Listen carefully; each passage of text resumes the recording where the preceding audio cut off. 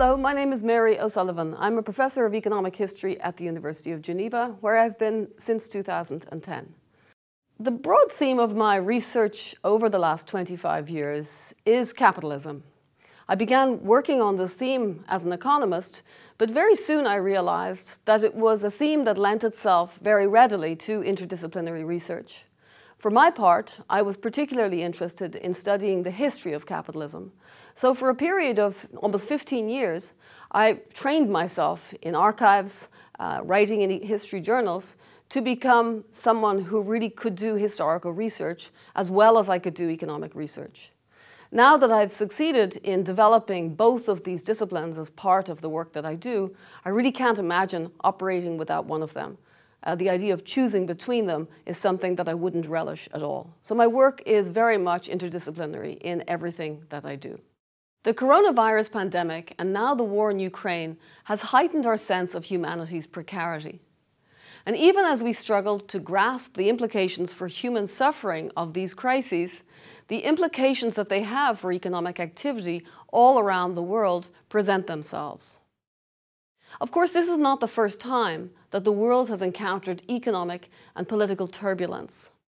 An example that is particularly interesting is the century from 1750 to 1850, which generations of historians have referred to as the Age of Revolutions. Then, as now, turbulence in one place had ramifications that spread around the world, often in complex ways. Let me give you an example. Here you see a stylized example of a global textiles chain in the 1770s. One commodity that moved along such a chain at that time was the indigo dye.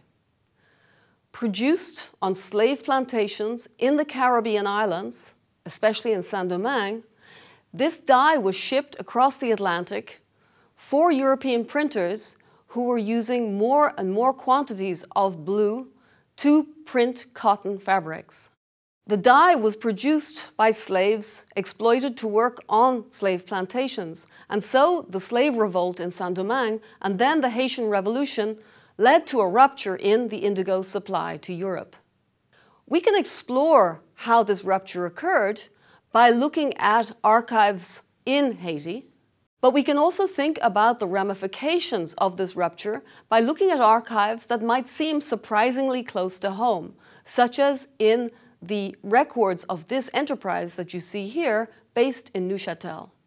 It was one of Europe's leading cotton printers in the late 18th century and depended heavily on indigo from Saint-Domingue in its production process. By studying what happened to the way it organized its work and the profits generated from it, we can learn a great deal about the impact of global developments on the European textile sector.